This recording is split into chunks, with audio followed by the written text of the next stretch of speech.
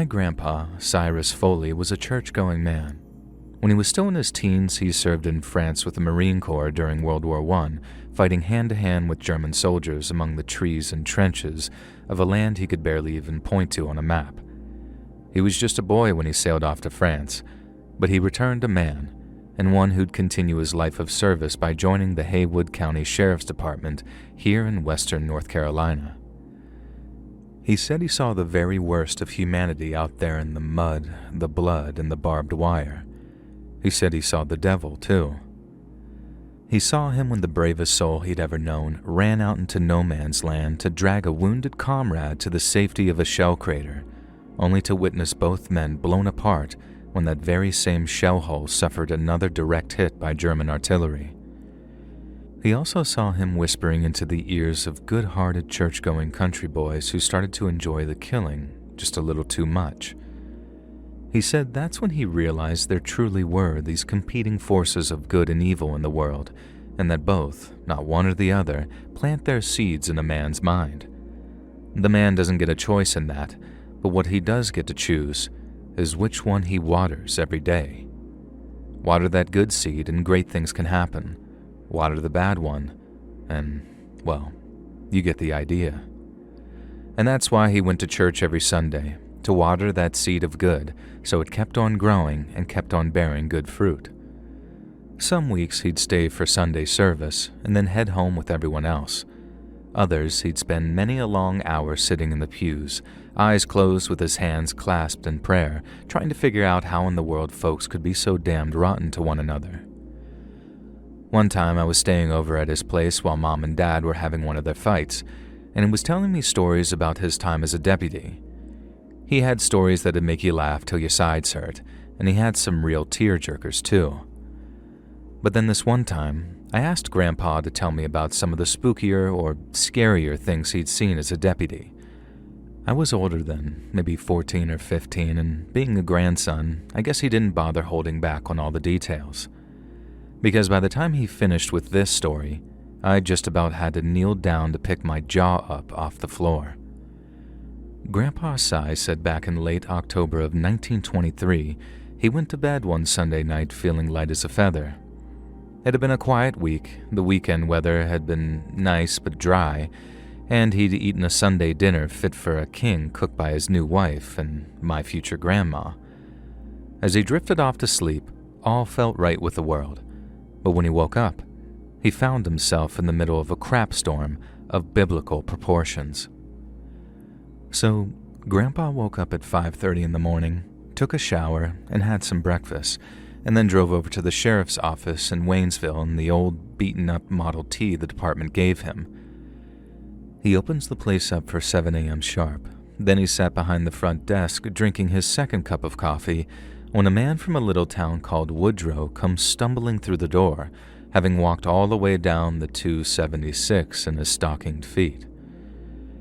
Grandpa Cy said he could tell the man was drunk before he even opened his mouth, but he looked worse than drunk, because his big bloodshot eyes had this wide, frightened look about them, like they'd seen something awful.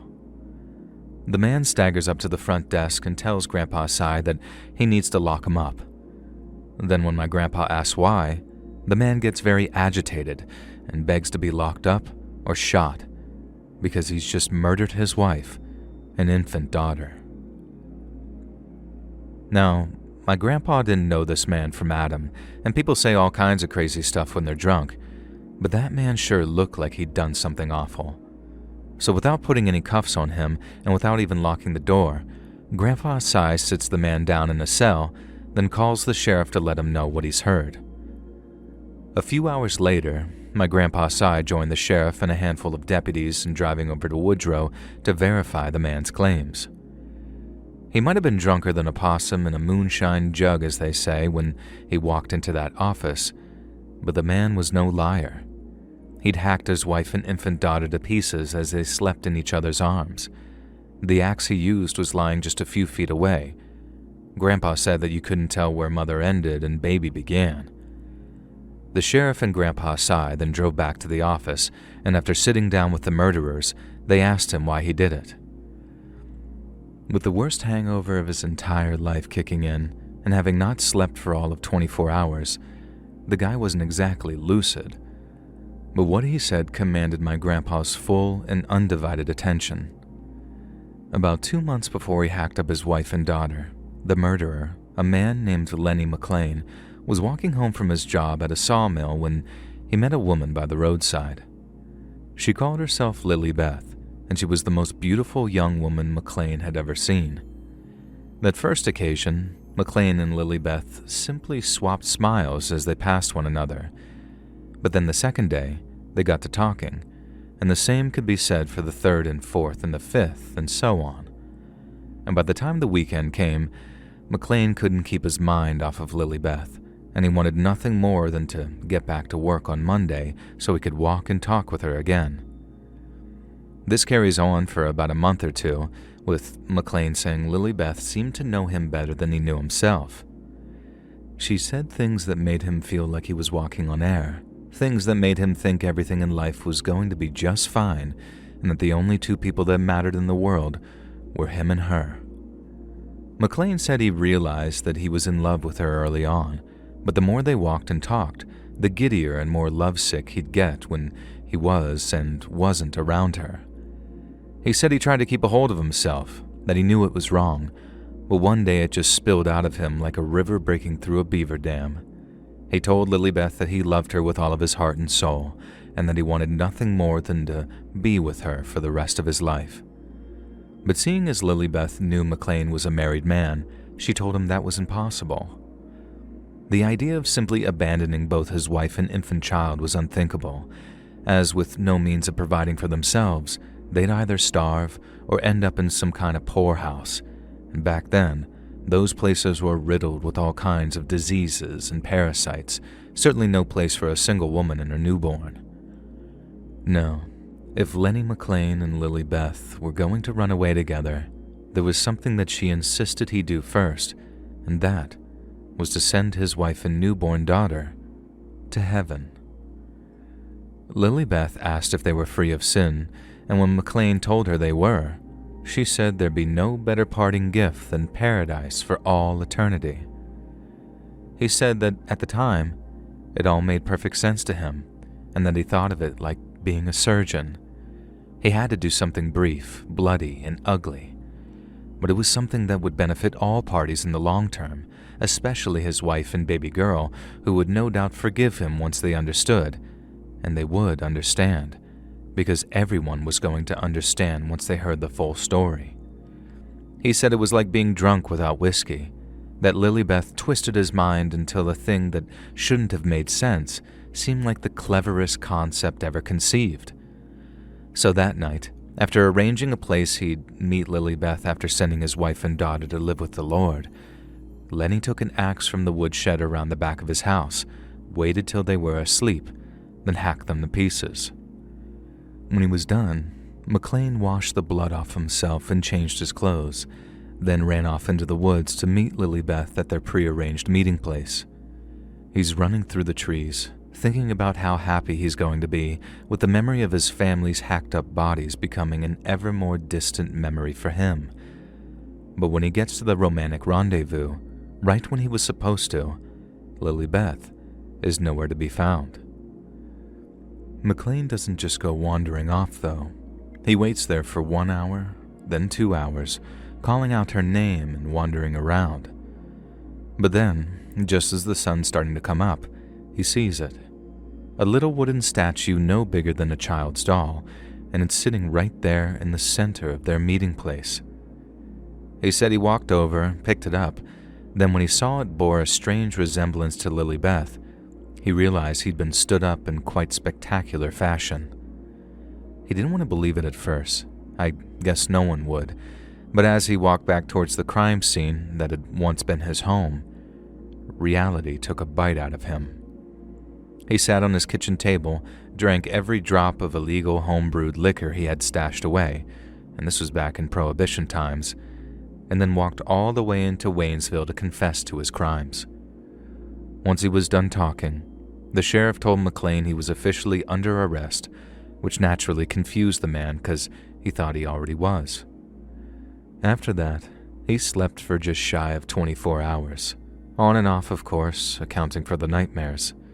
And every couple of hours, McLean would wake up screaming, and then would only drift off back to sleep once he was done wailing his apologies to a wife and daughter who couldn't hear him. It was terrible, an unthinkable thing he'd done that previous night, but he wasn't the only one to commit a heinous act around that same time. Just after midday, one of the Haywood County deputies comes running into the office saying there's been a triple murder down in Willits. There was a little house on Cantor Lane that was home to the Browning family, consisting of William, his wife, and their 2 sons. Well, one of the Brownings' neighbors decided to stop by to check on them, as they hadn't seen hide nor hair of the Brownings all morning, and their 2 boys hadn't shown up to the local schoolhouse. She walks over to the property, then pushes her way past the front door, only to find herself greeted by a scene from a nightmare. Lying around the kitchen table in various states of mutilation were the bodies of William Browning's wife and 2 sons, all blown apart by buckshot. Deputies then stopped by Will Browning's place of work, the Metzger Electric Company, only to find that he hadn't shown up that day. Then they searched the area surrounding his home, including a little place known as Moonshine Creek, and that's where they found him. Browning's body was blue, his eyes were open and bloodshot, and there was a thick stream of dried vomit running down his shirt. One hand still held onto the handle of the moonshine jug he'd filled his belly with, and in the other was a little wooden statue, no bigger than a child's doll. Grandpa Cy said the sheriff and his fellow deputies were already stretched thin at this point.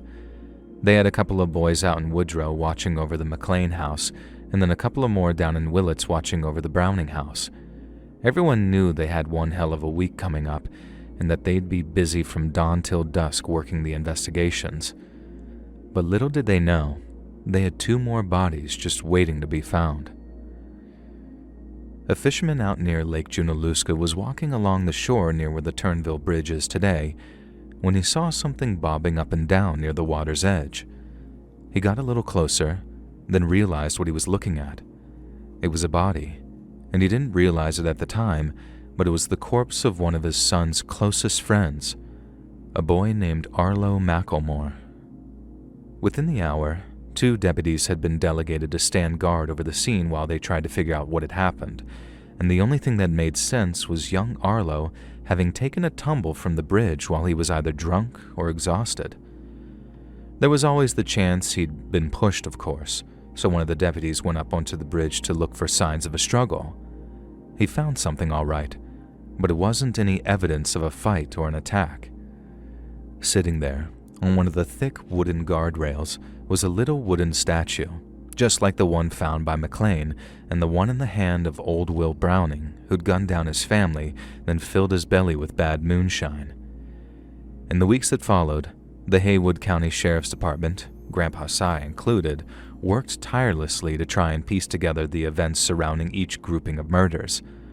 Arlo wasn't married, so assuming the presence of the little wooden statue meant that he too had taken a life before ending his own, folks started to wonder just who the unlucky party had been. But when they searched his residence, there was no wandering anymore. Arlo's sister, Mariana McElmore, was lying in her brother's bed. Arlo had killed her, gutted her, and was halfway to skinning her corpse before he decided to just stop and walk out to Lake Junaluska. Then, whatever happened at that bridge, Arlo took a tumble off it and ended up breaking his neck. The deputies worked those cases for months, with barely any rest at all, until they finally came to the conclusion that there was nothing that could be done. Lenny McLean helped as best as he was able, told them everything he could about Lily Beth, until, of course, he realized he knew next to nothing about her. Somehow, they had been talking for months almost daily, and he didn't know where she was from, the name of her family, or where she lived around the time of the murders. Deputies then went door to door all over the country, asking folks if they knew anyone fitting Lily Beth's description of a red-haired beauty with piercing green eyes. The sheriff didn't think it'd be long before they found someone who remembered seeing a girl like that. But he was wrong. The only person in the whole of Haywood County that seemed aware of Lily Beth's existence was Lenny McLean, or at least, The only man living, of course. The idea that this mysterious Lilybeth had talked to not one, but 3 different men into murdering their families was next to impossible. But considering they all happened on the same night, and that each man ran into one of those strange wooden statues, it was clear to all that each crime was connected in some way. Grandpa Cy said that the sheriff figured that it had to be a group of women, all working on a different man on a long con that ended in slaughter. But that left everyone asking, what was the con? Nothing appeared to be stolen from any of the crime scenes, while Lenny McLean himself said Lilybeth hadn't asked him for a single red cent, not even one time. All these women seemed interested in, if in fact it was a group and not an individual, was talking Macklemore, Browning, and McLean into murdering their loved ones, because after that, they disappeared with only a single trace of them left behind, those little wooden statues. Now naturally, the sheriff and his boys were very interested in catching up with the mysterious Lilybeth, but the district judge didn't give a good goddamn who she was. Lenny McLean swore on the Holy Bible that he and he alone had taken the lives of his wife and infant daughter, so the judge decided that he and he alone would sit in the electric chair. McLean's attorney, his family, hell, even the sheriff all thought he could have qualified for an insanity defense, but since he never sought to do anything but confess to what he'd done, the judge had no choice but to hand down the only punishment that fit, the death penalty. But McLean didn't mind, and he wanted to die. Then after many years sitting on death row, he got his wish. No one at the Haywood County Sheriff's Department ever did find anyone named Lilybeth living in the area, nor did they find anyone quite fitting her description either. And so naturally, it became something of a legend among sheriffs and deputies both past and present. Then one day, my grandpa Cy is up visiting an old-timer who used to be sheriff back when he was a boy, and he's talking to him about the 3 family murders that happened back in October of 1923. This old sheriff wanted to hear it straight from the horse's mouth, start to finish, kind of like what I've done here. And then while he's telling the story, Grandpa Cyrus reaches into his pocket and pulls out one of those little wooden statues. Since they had the other 2 locked up in evidence, he figured it wouldn't do any harm to take one for a wander, especially if it was wrapped up in a piece of cloth so no one could leave the fingerprints on it. But then, when he handed the old sheriff the little wooden doll, and that old-timer unwrapped the cloth, he studied it for a moment before his face dropped. Grandpa Cy said the old sheriff looked up at him, ashen-faced, and then asked him to repeat the names of the men who'd murdered their families. Grandpa told him all 3 names. Then the old-timer asked if he knew the maiden name of McLean's mother. Grandpa had talked to members of his mother's family in the aftermath of the murders, but he couldn't remember their family name. That's when the old-timer asked him, "Was it McRae?" Grandpa nodded. It had been McRae. And then when he asked the old-timer how he knew that, this is what he said. But when the old sheriff was just starting out as deputy, so way back in the 1890s, he helped investigate the murder of a spinster who lived out in the sticks. The woman, who couldn't have been any older than 40, had been in Waynesville selling bunches of flowers she picked. And then when she had enough money, she bought a bottle of whiskey from the town's general store and then drank it while wandering back home on foot. Next morning, someone found her near the dirt track that led to her home. She'd been stripped, robbed of her dignity and purity, and then shot through the eye. Seeing as he was still a deputy, the old sheriff was charged with going from door to door to see if he could find any witnesses, and then after almost 3 days of knocking on doors and getting no luck, he found someone who'd spotted something on the evening of the spinster's murder. 3 Waynesville men, all in their 20s and 30s, had been seen talking with a liquored-up spinster as she was walking out of town. The witness was able to name at least 2 of the men, while the third was identified by association. All 3 men were then rounded up for questioning, and for a while, it was looking like each one would be convicted and hanged. But by some unforeseen technicality, not one of them ever spent a single night inside a jail cell for what all were convinced they were guilty of. It was a terrible miscarriage of justice, so bad that each of the accused had to move their family out of Waynesville for fear of some reprisal. The sheriff then turned to my grandpa Cyrus and asked if he could guess the family names of those men accused. Grandpa Cy said that he didn't need a second guess, and when he said Browning, McElmore, and McRae, the old-timer just nodded. Those men moved their families out of Waynesville out of fear of reprisal, but when it came, it wasn't visited on them. It was visited on their grandsons.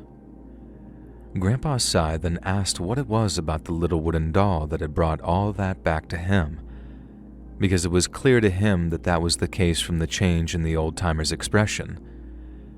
The old sheriff held the doll up to him, then pointed towards something Grandpa and his fellow deputies had always wondered about. One of its eyes was large and round, the other a small, crudely worn pit. Grandpa always figured the dolls were supposed to be some kind of message, but he could never figure out what. Yet after that visit to the old sheriff, the message became clear. The dolls were the spinster, and this was her revenge. In light of that, everyone over at the Haywood Sheriff's Department figured Lily Beth had to be one of the spinster's distant descendants, the granddaughter of a brother or sister she rarely saw that no one ever knew about. No one showed up to collect her body, and the only mourners at the spinster's funeral were folks from around Waynesville who'd heard her story. But that didn't mean she didn't have family. Family who'd eventually learn of her murder and the miscarriage of justice that followed, then want to take revenge in the only way possible.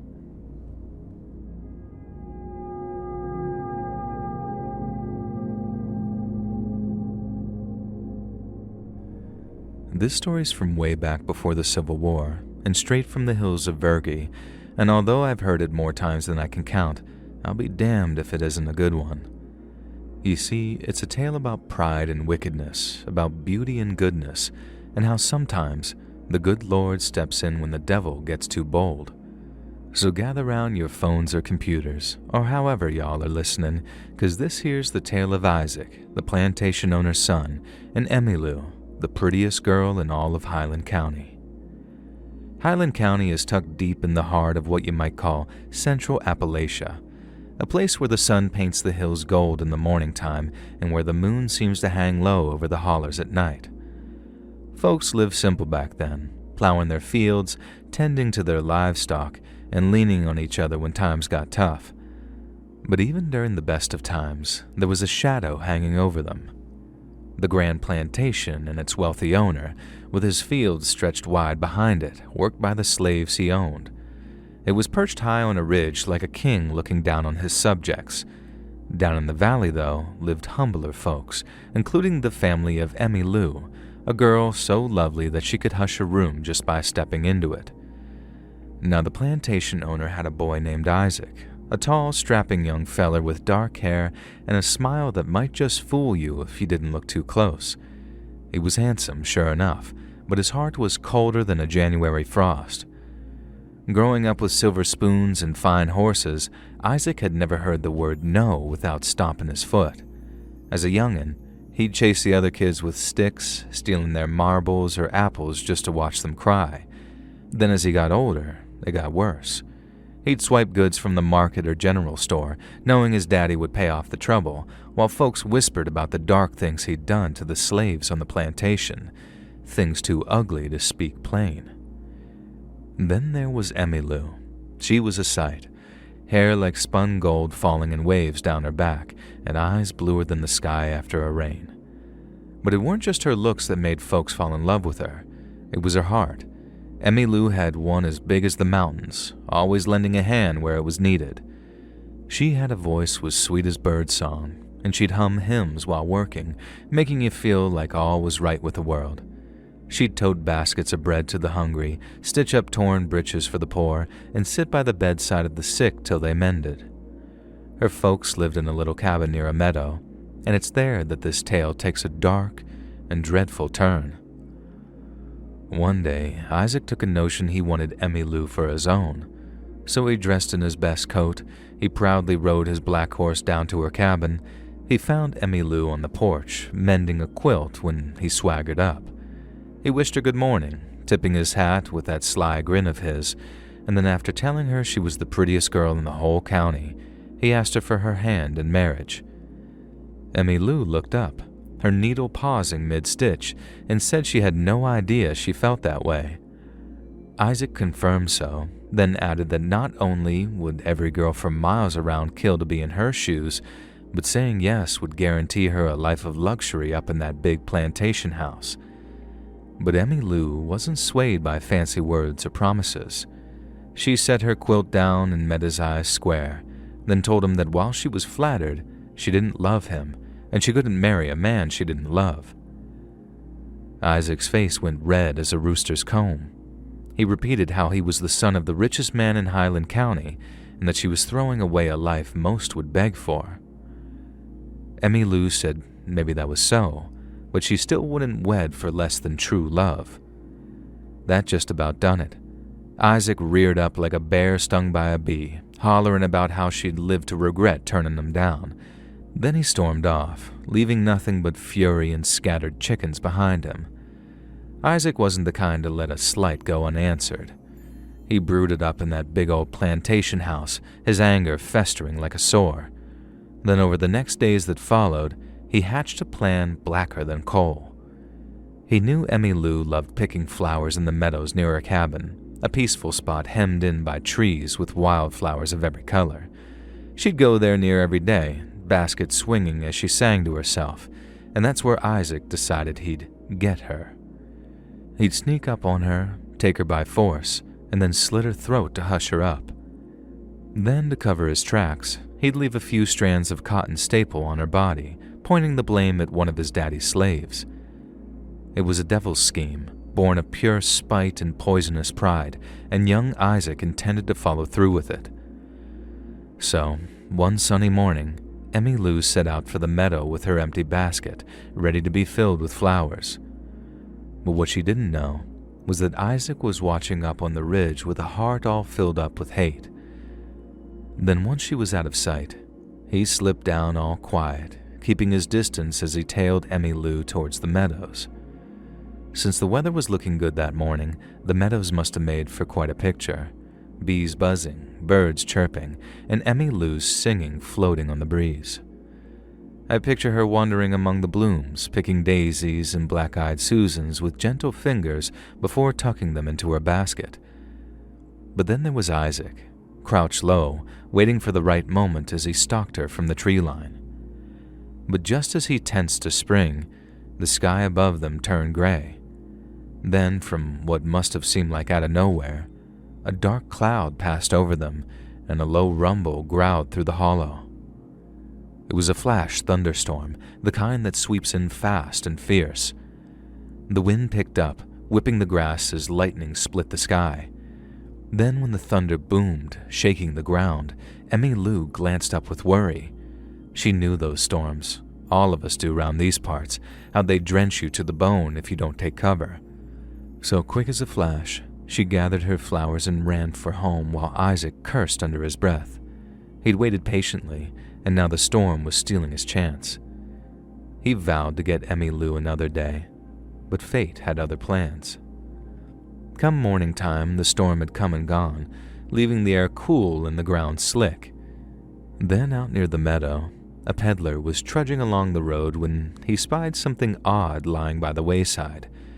At first he reckoned it was a fallen log or maybe a dead critter, but as he drew near, his stomach turned over. It was Isaac, or at least, what was left of him. His body was blackened and twisted, his clothes burned clean off, and the stink of charred flesh hung so heavy in the air that it was enough to sour a dead man's ale. Lightning had struck him dead. The peddler crossed himself as he muttered a prayer, then hightailed it to the nearest farm to spread the word. Word spread through the county faster than a greyhound on the hunt. Folks gathered in the town square, buzzing like bees about the news of Isaac's death. Some folks said they always knew he'd meet a bad end, that he was rotten to the core. Others said it was a guardian angel looking out for Emmy Lou, as word of Isaac's intent to wed her had spread through town. Emmy Lou herself stayed hush, Some said that there was relief in her eyes, but also a touch of sorrow. She'd been spared, but it was a heavy thing for a soul like hers to bear. Before long, life settled back to its regular rhythm, but Isaac and Emmylou's tale grew roots. Folks would tell it around the fire, pass it down like an heirloom, and use it to scare their kids into good behavior. Mind Isaac, they'd say, who thought he could take what he pleased, but the Lord sent a bolt from the blue to set things right. Emmylou lived a long and happy life, marrying a good man who loved her true, and she bore sons who bore their father's strength, but also carried her kindness too. She moved on, but she never forgot that day in the meadow, and some say she believed to her last breath that a higher power had stepped in to save her. So there's your story, straight from those old hills of Appalachia. Pride and cruelty will lead you to ruin, but goodness and faith will always see you through. The Lord's watching, and sometimes His justice can be as swift as lightning.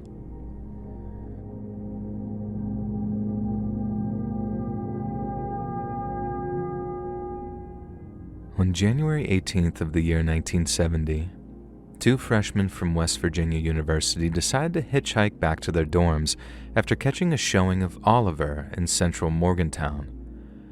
During the movie's intermission, Merritt Malarick and Karen Farrell bumped into two fellow WVU students, Paulette Burns and her boyfriend, Clarence Lewis. The group chatted in the movie theater's lobby while buying snacks, then sat together for the remainder of the showing. Following the film's conclusion, the four students walked in the direction of Willie Street, but upon spotting a cream-colored sedan driving down the street towards them, either Merritt or Karen stuck out their thumb. The sedan stopped. Then Paulette and her boyfriend watched as the two girls climbed into the car's three-seater frontal compartment. They thought they'd see the two girls back at the campus dorms, but neither Merritt nor Karen would ever be seen alive again. Paulette Burns might have been a college freshman, but she was not naive. She knew hitchhiking came with an inherent risk, so when she arrived back at the WVU dorms and discovered neither Merritt nor Karen were anywhere to be found, she started to grow concerned. She asked around the dorms, checked the girls' rooms again, and then after another hour or so passed, she contacted law enforcement to report the two girls missing. Paulette was convinced something was wrong, but the officers down at the Morgantown Police Department didn't quite share her sense of urgency. The two girls had only been gone a matter of hours, and while Paulette's concern was touching, it was perhaps a little premature.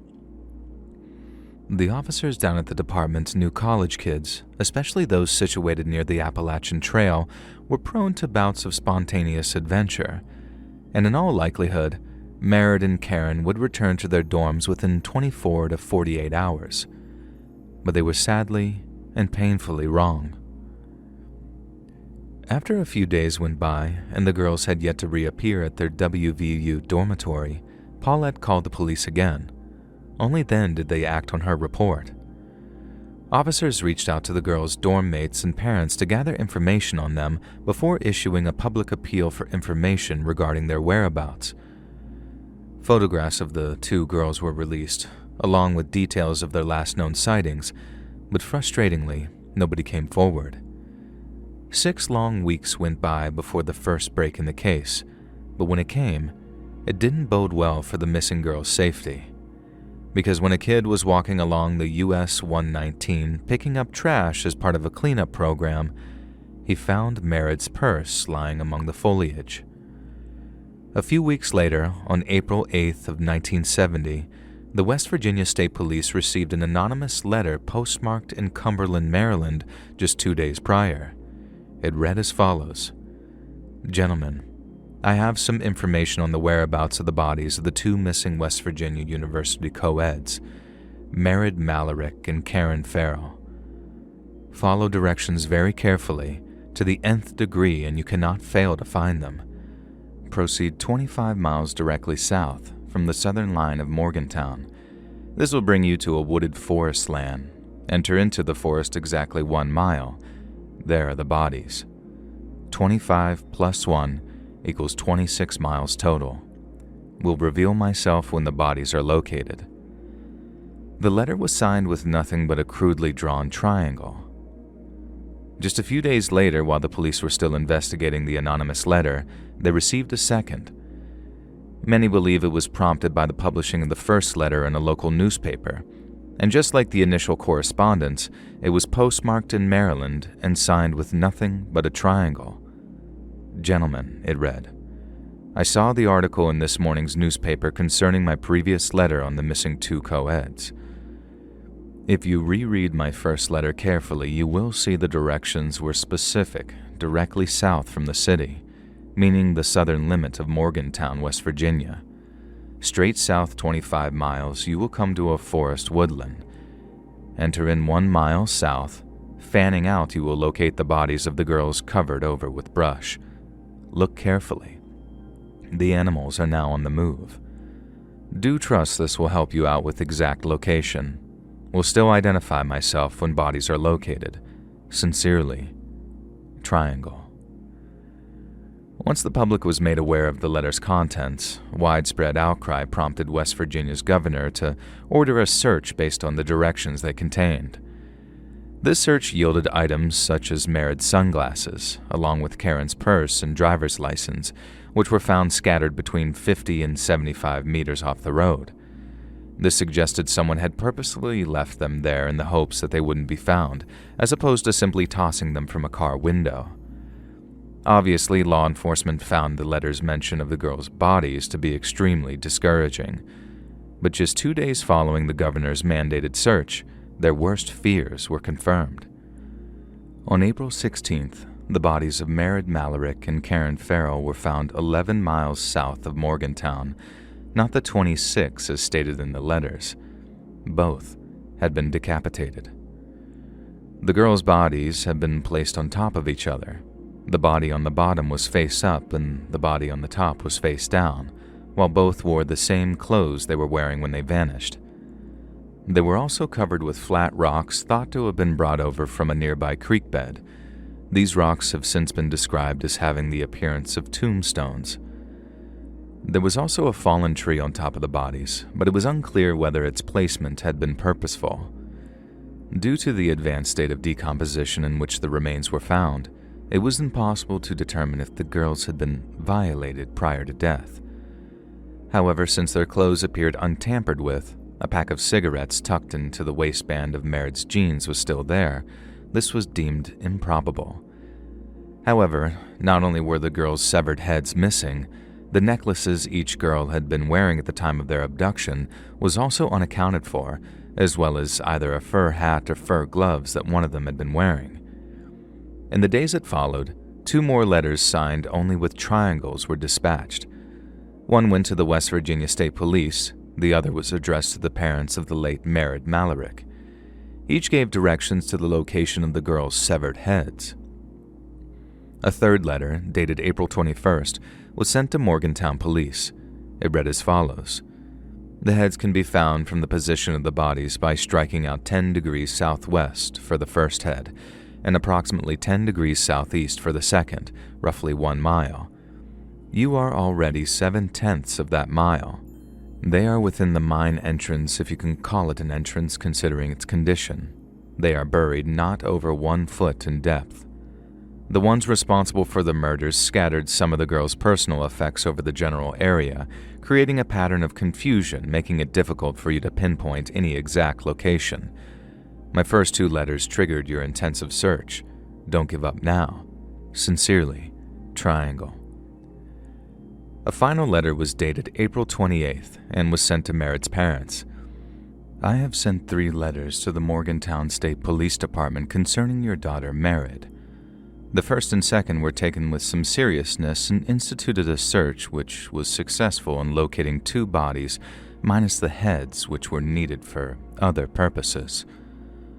All of a sudden the police have been complaining about an error in the mileage stated in my second letter. After one has driven in an oval pattern for 26 miles under the weather condition of January and under the involved circumstances, it is impossible to make about an 18-mile error in the precise location of the bodies. Nevertheless, They were found south of Morgantown as stated in the letter, even to that which was called a logging lane or old mine road, in my opinion both the same. Police believed the author of the Triangle Letters was their primary suspect in the murders of Merritt and Karen, and it's clear that the early stages of the investigation were centered around this theory. However, following it through analysis of one of the letters, police were able to trace the letters back to 3 members of a small religious cult known as the Psychic Science Church. When they confronted the movement's leader, Reverend Richard Hoover, he claimed the ability to convene with spirits from another realm, and that the information in the letters had been provided by these same spirits. Officers were stunned. Not only were the letters little more than a distasteful hoax, but the author offered no apologies for them whatsoever. After the identity of the Triangle Letters author was discovered, and the Psychic Science Church was cleared of any involvement in the girls' murders, the investigation slowed to a crawl.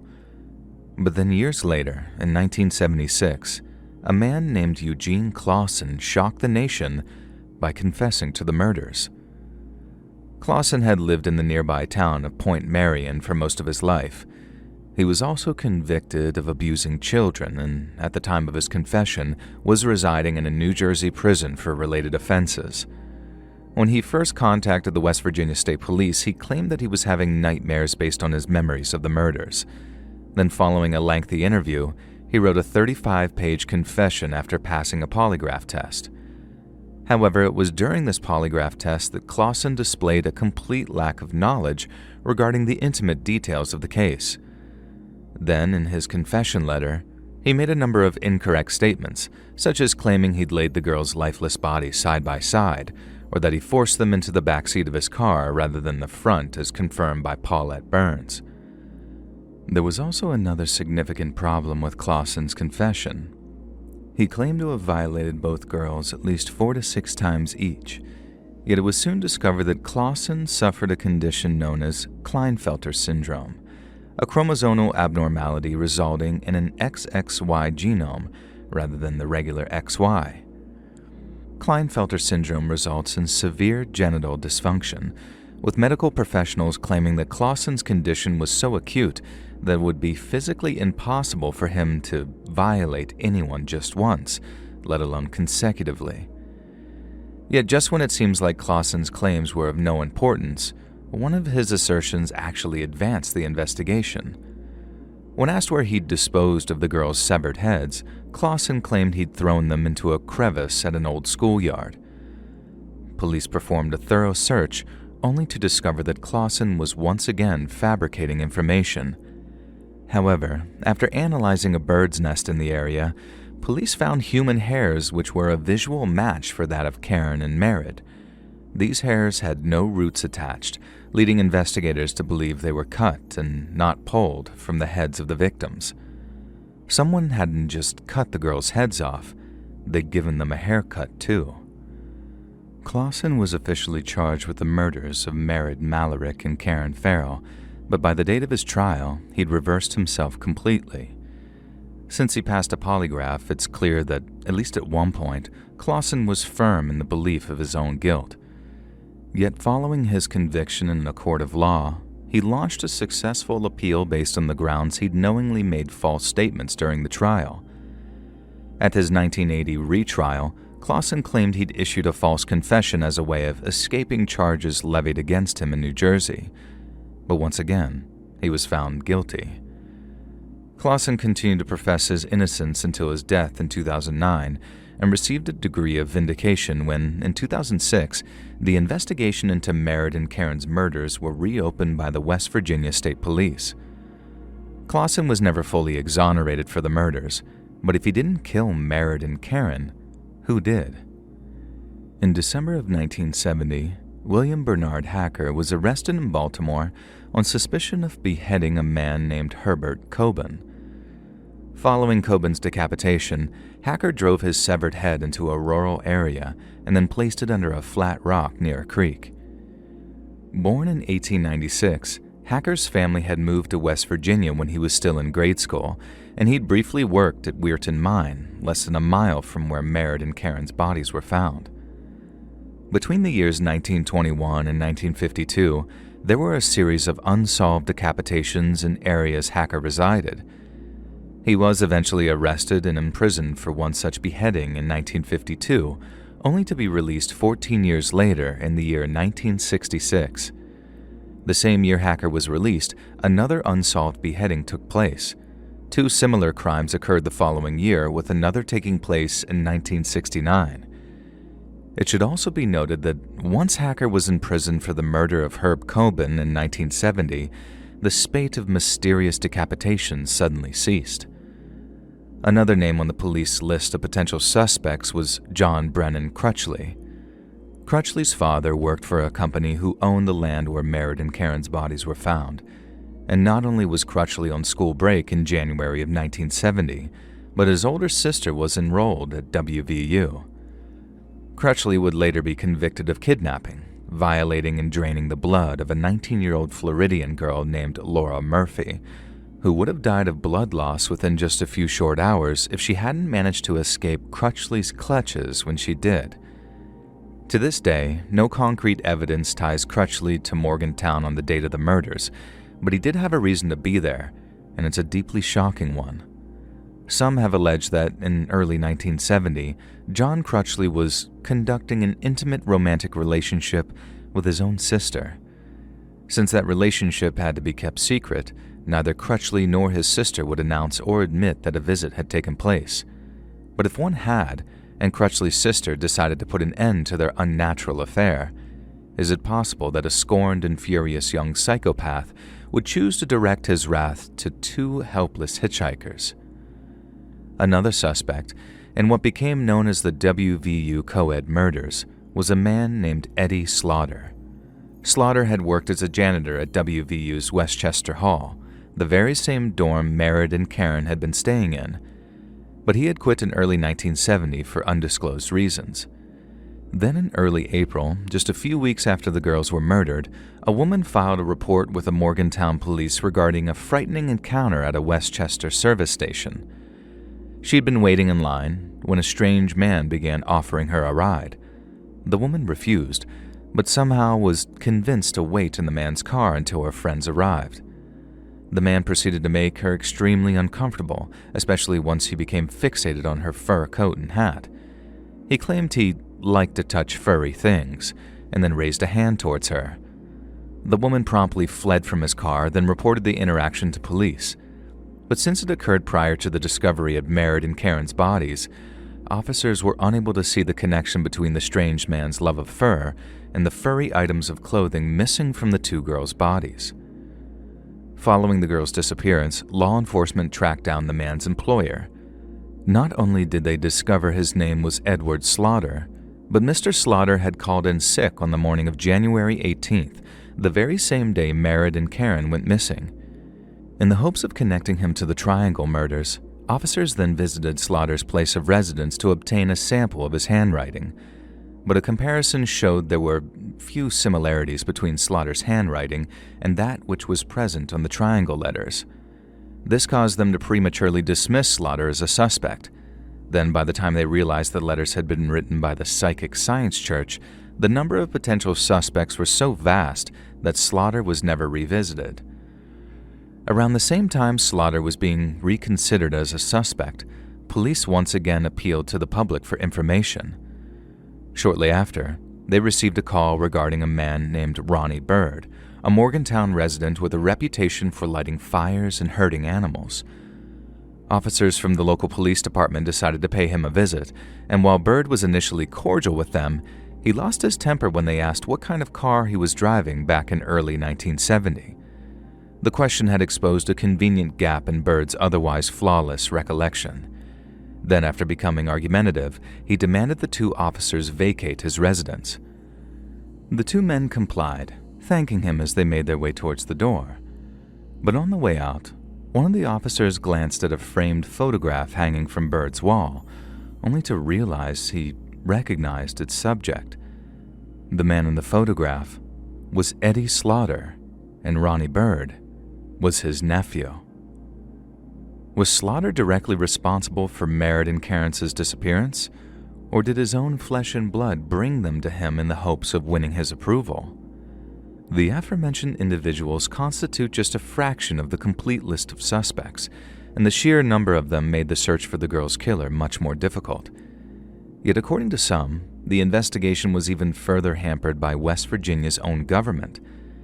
During April of 1971, a West Virginia state trooper named Preston B. Gooden claimed his employers at the Department of Public Safety had, and I quote, lied about department activity in reference to the murders of Merritt and Karen.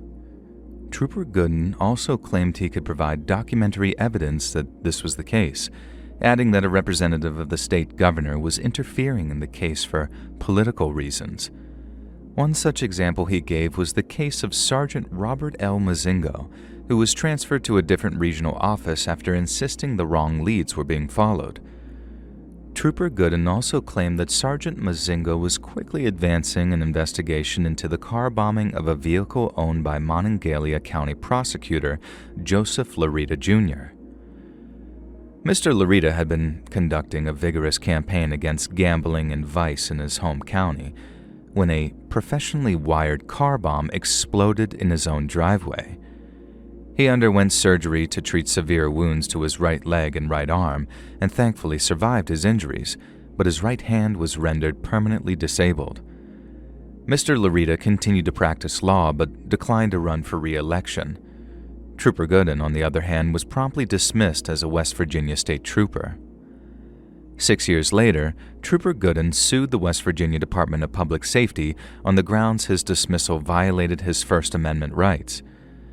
The court heard how Gooden had been charged with insubordination after alleging the department's promotional system was, and I quote, geared to who you hunt and fish with, or who you know, rather than on merit.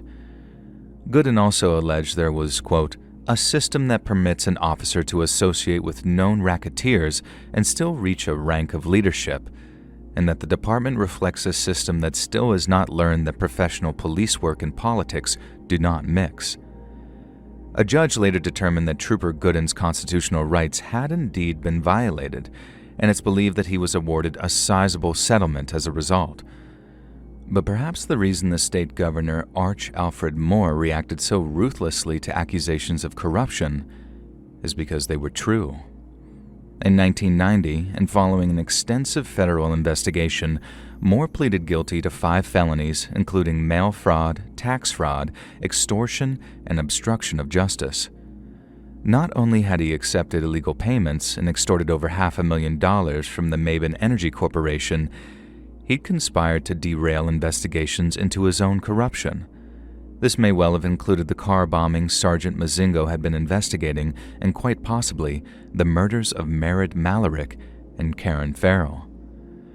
Moore was punished with a $3.2 million fine and sentenced to just less than 6 years in prison. He ended up paying less than a quarter of his fine, and he served just 2 years before serving out the remaining 4 months of his vastly reduced sentence at his home in Glendale, West Virginia. As a result of his conviction, Moore was banned from practicing law in the state, and during the final years of his life, he fought vehemently to be reinstated. I followed the advice that I got, and it was not the right advice, he said, referring to his decision to cheat, lie, and steal from the people he purported to serve. Being a lawyer is something I always wanted to be. It's what I was, and what I am. Thankfully, Moore's attempts were unsuccessful, but any links he might have had to the murders of Merritt Malarick and Karen Farrell were never established. Paul Clausen might have died with a conviction hanging over him, but it's quite clear that he was not Merritt and Karen's murderer. Yet whether or not it was Hacker, Slaughter, Crutchley, or Bird who took their lives seems almost irrelevant at this point. The world will always be full of monsters, people who lure the innocent into malign traps, but we've already established popular systems by which they can be caught, captured, or even killed. The final 4 words of the U.S. Pledge of Allegiance read, "And justice for all." Yet when charlatans don masks of virtue and corrupt those systems with the slow poison of self-service, there is justice for none. Because there is no fighting the monsters without, unless we first vanquish those within. Hey friends, thanks for listening. Click that notification bell to be alerted of all future narrations. I release new videos every Monday and Thursday at 9 p.m. Eastern Time, and there are super fun live streams every Sunday and Wednesday nights. If you got a story, be sure to submit them over at my email, letsreadsubmissions@gmail.com, and maybe even hear your story featured on the next video. And if you want to support me even more, grab early access to all future narrations and bonus content over on Patreon, or click that big join button to hear about the extra perks for members of the channel. And check out the Let's Read podcast, where you can hear all of these stories in big compilations located anywhere you listen to podcasts. All links in the description below. Thanks so much, friends, and I'll see you again soon.